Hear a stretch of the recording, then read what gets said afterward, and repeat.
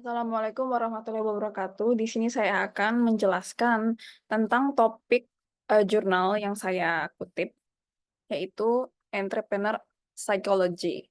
Nah, yang di mana ini saya mengutip dari sebuah jurnal, sebuah jurnal yang yang ditulis oleh Marjan C. Gorgowski, yang diterbitkan oleh Erasmus University of Rotterdam.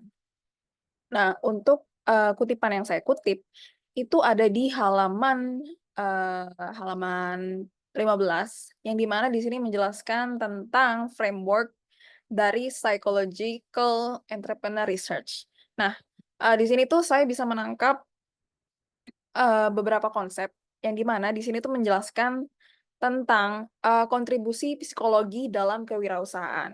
Nah, jadi menurut dari yang saya kutip ini, psikologi itu dapat memberikan wawasan berharga dan memahami kewirausahaan dengan aspek-aspek manusianya, baik dari pengusahanya itu sendiri atau bahkan eh, interaksi si pengusaha ini dengan individu terdekatnya atau misalnya seperti unit, tim atau dan lain-lain. Nah, ini tuh berarti kayak lebih ke mempelajari tentang pikiran, perilaku, dan interaksi para pengusaha.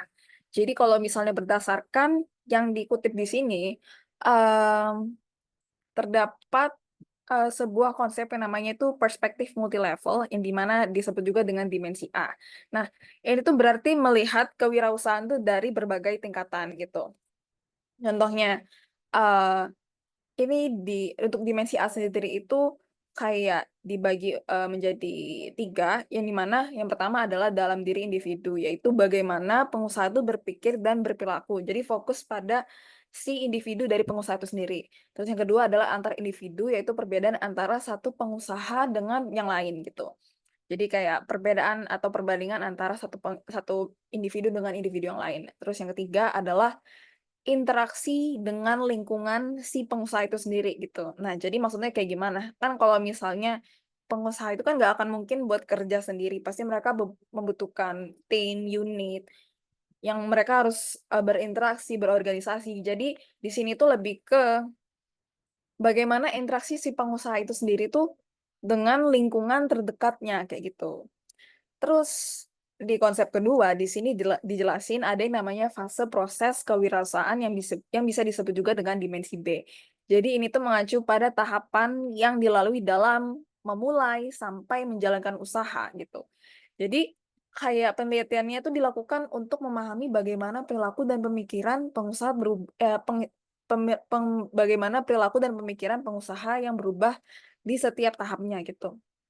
Terus yang ketiga, ada namanya jenis usaha, atau yang disebut juga dengan dimensi C. Jadi di tentative framework ini tuh dibagi tiga dimensi gitu. Jadi dimensi A, B, dan C. Nah, yang sekarang saya jelasin adalah yang dimensi C. Jadi di jenis usaha atau dimensi C ini tuh mengakui bahwa ada berbagai jenis usaha yang mencerminkan motif dan tujuan berbeda dari pengusaha gitu. Nah, misalnya usaha sosial yang memiliki tujuan berbeda dibandingin dengan usaha usaha yang lain gitu. Jadi inti dari kutipan yang saya kutip ini adalah bahwa ini tuh merupakan salah satu proses pendekatan secara psikologi yang bertujuan untuk benar-benar memahami kewirausahaan. Jadi kita tuh perlu melihat eh, fenomena yang cukup kompleks yang melibatkan banyak faktor gitu.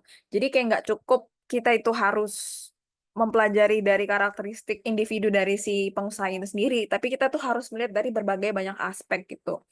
Contohnya kayak yang saya jelasin tadi, itu kayak antar individunya, kayak selain fokus pada si individu pengusahanya, kita harus juga fokus pada antar individu, terus kita harus fokus terhadap interaksi si pengusaha dengan lingkungan terdekatnya, terus bagaimana perilakunya, sesering apa sih berubah perilakunya seiring waktu, dan bagaimana semua ini tuh tergantung pada jenis usaha yang mereka jalankan. Jadi pendekatan ini tuh bertujuan untuk memahami bahwa eh, kita harus memberikan pemahaman yang lebih menyeluruh dan nuansa tentang apa yang membuat seseorang pengusaha itu tuh berhasil dalam berbagai konteks dan tahapan usaha gitu.